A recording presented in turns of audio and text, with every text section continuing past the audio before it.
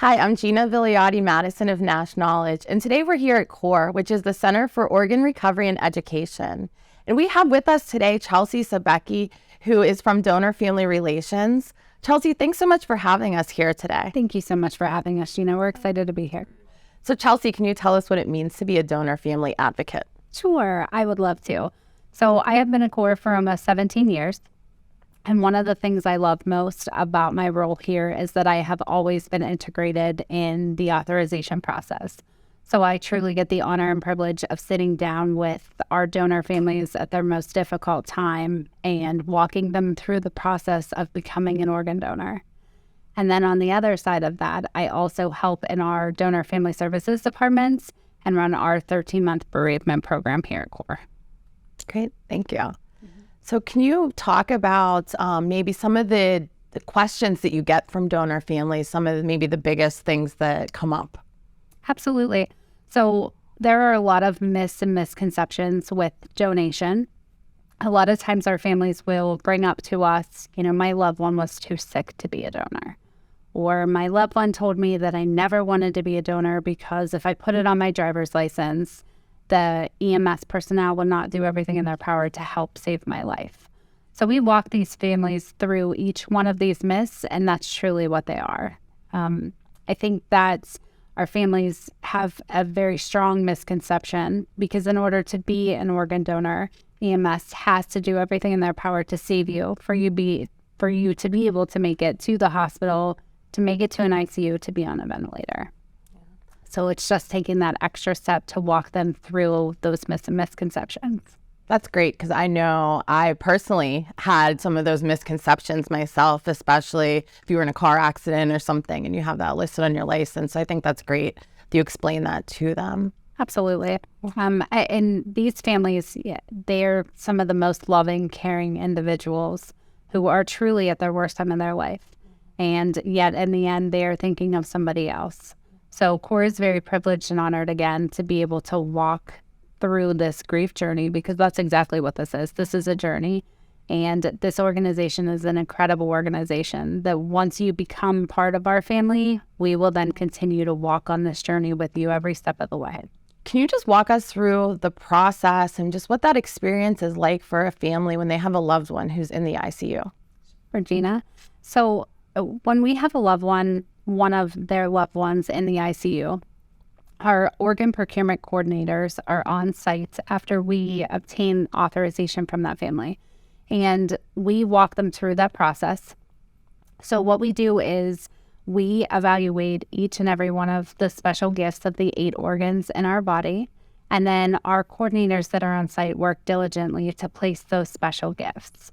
The lists are run from UNOS, and UNOS is the United Network for Organ Sharing, and that's actually who generates the list.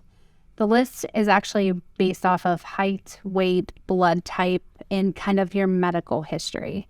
So once that list is run, the sickest patients print at the top depending on the actual list. So UNOS is constantly working and changing to modify how lists are run to make sure that the sickest patients are transplanted the quickest. So Chelsie, you talked about how donor families become part of the CORE family. Can you just talk about that in more detail for us? Absolutely. I would be happy to, Gina. So when we obtain authorization from a family, we kind of walk them through every part of the process of the donation process at the hospital. There's a lot of emotions, a lot of grieving, and we absorb their grief for them so that we can help them. We will help them to choose the funeral home if they need help with that. We will help them with whatever arrangements they need and just kind of stand beside them and walk every step of the way throughout this process while they're at the hospital, and then through our 13-month bereavement program, which we'll talk about in a minute. But some of the things that we are able to provide to our families, to our organ donor families at the hospital. So we actually have our comfort bear. Yes, so we are able to record their loved one's heartbeat and then put it inside the bear, and then they're able to have this, especially for the kids. We have grief resources available for the children of the lost loved one as well. So if you want to hold on to our little friend. We also have fingerprints, so it has a heart on it. And then we also put EKG strips inside of the valve so that they can always have, it's like a heart in a bottle. So those are things for them as well.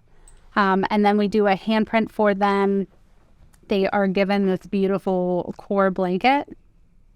So a lot of our families will actually take the blankets and they will put it across their loved one during the time while they're at the hospital.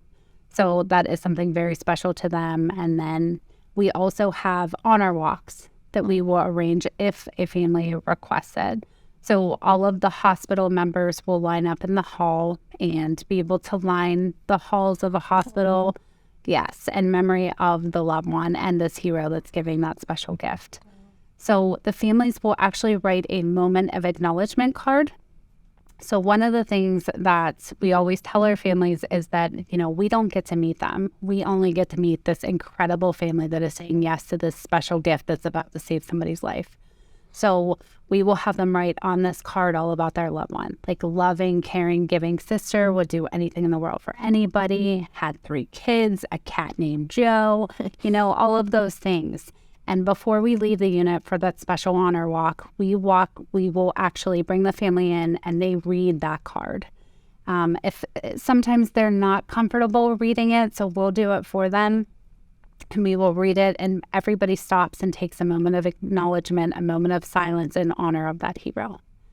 After the honor walk, when we go downstairs, we actually, again, the surgeons don't get to meet the special hero that is giving this gift. So we make all of the surgeons stop and take a moment of silence in honor of that gift right after we read that card.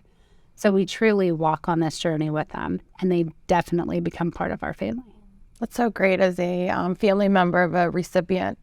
I know how much we just, I can't even put into words what it means, the donor for my dad for his liver. So to hear from the other side and just hear everything you do for those donor families, because they, those donors really are true heroes, and to think about what the families go through, it's hard to think through that. So, nursing by trade, there is not another nursing career I will ever have in my lifetime, because there is nothing.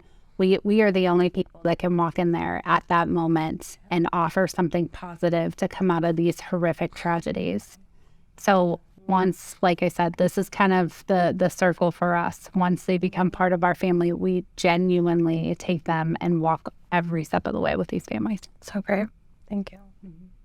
I know for us as a recipient family, getting that letter from the donor family just really, it just really affected us in such a positive way and just such a sentimental way. Can you talk about that process? Can you talk about what that means to donor families to write that letter? I'd be happy to. So one of the things that these families hold on to the most is when we're sitting in a room at their worst time of their lives. And a lot of them will actually hold on to the fact that they have an opportunity to not only write to their recipients, but potentially meet them in the future. So they just hold on to that. And knowing that their loved one could live on through somebody else means so much to them, and kind of takes the tragedy and just makes it just gives them comfort and peace. And we do hear that a lot. Now, there is the number one misconception with writing to your donor family or writing to your recipients is that you are not actually able to write for an entire year. And that is the furthest thing from the truth. We tell our donor families every time we sit in front of them that if they would like to write that day, they absolutely can. There are no rules when it comes to writing the letter. There is no time frame. That is something we hear a lot from our transplant centers and our recipients who volunteer with us.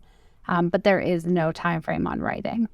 We have a lot of brochures and different pamphlets, and Jill and I both work with our families to help kind of navigate through that letter, because a lot of times they don't actually know what to say or how to start it. So we want them to know that it's okay. It's their story and their journey, and we want them to be able to write that. They also have the ability to incorporate pictures in there.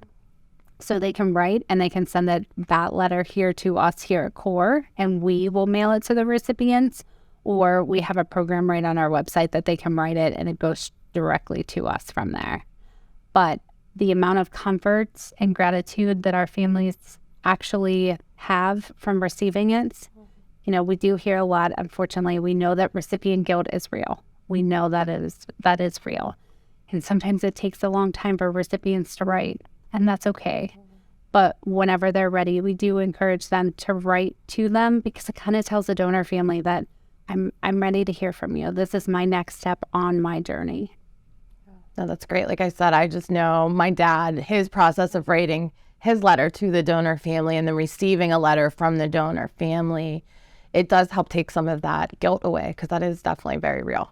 What did it feel like to you receiving that and reading that and knowing that there was a hero that saved your dad's life? It put it took away just kind of this anonymous aspect. Even though we didn't actually meet the donor family, it made it more personable, and it made it more real. And it just helped us really, we're just so unbelievably grateful. I mean, my dad's donor saved his life, right? He saved his life. But it just gave us a new appreciation. And for me personally, it gave me just a new appreciation for what organ donation is all about. As I said before, I didn't really fully understand that when I was younger, and even as I got older, until having that personal experience with my dad, but being able to hear from a donor family and understand just what they go through as well, and just understanding that whole process, because there is a person on that other end, and it does help with that guilt, and it just helps personalize it. And for my dad especially, I can tell you, we started our organization, he started Nash Knowledge because he felt that he had an obligation, because his life was saved, to do something to not only help others, but to honor his donor also. I know at CORE, you guys have a bereavement program for the donor families. So can you tell me just what that program is and what that means to the families? So we actually have what's called our 13-month bereavement program. Here at CORE, we are actually on a Baldrige journey, and our donor families are our number one customer. So CORE created a 13-month bereavement program where we walk with them for the full 13 months. And then at the end of the 13 months of when our bereavement program concludes, our hope is that we can convert them into advocates to continue to walk on this journey for a lifetime with them. So with the start of our bereavement program is whenever we first sit down with them and obtain authorization on our organ donor families. And then from there, we do the moment acknowledgement, the honor walk, the different offerings that we had previously talked about. And then at 1 week, every single one of our donor families, regardless if it's organ, tissue, cornea, or a donor in spirits. And donor in spirit actually means where they really wanted to donate, but maybe something in their history or for some reason they were medically ineligible for donation. We still, again, take them and make them part of ours. So we actually, in our department, in our donor family services departments, we handwrite a sympathy card to every one of our families. I think last year we wrote 1,600 of them. Yeah, it's pretty incredible. So they get the sympathy card at 1 week. And then at right around 6 weeks, they get a letter. And that gives them some more details about the outcome of donation. So maybe we were able to recover the gift of the liver. So what that family is going to read is a 47-year-old male, husband, father of two, computer programmer. He's at home, back to his job, and thriving because of the special gift. So they received that letter with all that detail right around 6 weeks. At right around the same time, we will give a 6-week follow-up phone call to each one of our families. Right around the 3-month mark, they get a booklet, and that will tell them a little bit more information about our grief resources that we have here at CORE and our special place ceremony. So it kind of walks them through what to expect. Our special place ceremony is a ceremony that we hold every year for all of our donors and to honor all of our heroes and their families. We have dove releases, singers, speakers. We rededicate our beautiful special place garden outside. It's a beautiful day. So right around the 9-month mark, they will get an update card. So with organs, it's one of those special gifts where we know who exactly that special gift went to, their age, and where they're located. Tissue is a little bit different. the gift of tissue is very special because it can actually be transplanted for up to 5 years after we recover that special gift. So at 9 months, that lets the family know, like, hey, I think this would be a good time to go ahead and give us a call so we can put in for an update and see how many of those special gifts would be transplanted. And then at the 12-month mark, we send them an anniversary card. Because again, we know every single donor, we know every single date of their passing, and we want them to know how much we care about them. So we send them an anniversary card to let them know that we are thinking of them at that time. And then our program actually concludes at 13 months, and it is a survey for them to write down things that were important to them over the course of their journey over the 13 months. That's so great that you guys do that. Well, like we had talked about in previous, grief is a journey, and it's a never-ending journey. And we want all of our families to know that CORE is going to walk with them every step of the way. Just because you become a donor with us doesn't mean we're like, oh, thanks, have a great day. They genuinely become part of our family. And that's the most important piece of this to us here at CORE. Now, I think that's so great, and something that I can say personally, just through what my mom does volunteering with CORE, even though it's on the recipient side, she meets a lot of donor families that now are ambassadors for CORE or volunteers with CORE, and everyone on the staff here, you can just feel your hearts. You can just tell that you really just bring the donor families and the recipient families in as part of the CORE family. And I think that's something that is just so unbelievably special and just so important too. We are actually very fortunate here at CORE to be able to offer our 13-month bereavement program to our families. It truly helps them to know their value to us. Chelsie, I just admire the work that you do. It's just so clear to me your heart is in what you do, and that these donor families really mean so much to you, but you see so much. How do you personally deal with some of that? That's a great question, Gina. It really is. I think that perspective is everything. There are some really hard days here. There are. And there are days that I go home and I squeeze my kids about as hard as you can squeeze anybody until they yell at me to get off. So we have these incredible donor families, and it is truly a privilege and an honor to be able to sit with them. I've sat on hospital floors with children who are crying because their parent isn't coming home. I've sat with husbands for 15 to 18 hours because that was their only family member. And when they go home, there's nobody there. So as hard as our days are, even in our hardest moments, we get to go home to our families and they don't. So I keep using the word privilege and honor because there is no other way to be able to describe these heroes and the gifts that they're giving. So we walk on this journey with them. We hold their hands when they need them. We answer our phones at 3 o'clock in the morning when they call us.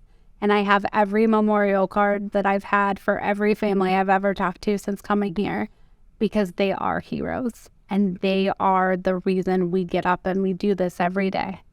And like I said before, there are some days, but you are the reason that they are able to continue to move forward on this journey, because there's days that they don't want to. So knowing that we are their lifeline sometimes, we are their social worker, we are their nurse, we are their sister, we are their brother, we are here to support them every step of the way. So thank you so much for what you do, because the donors and the donor families are really heroes. So we just are grateful for what you do on behalf of all recipients and donor families everywhere. I appreciate that. Thank you so much.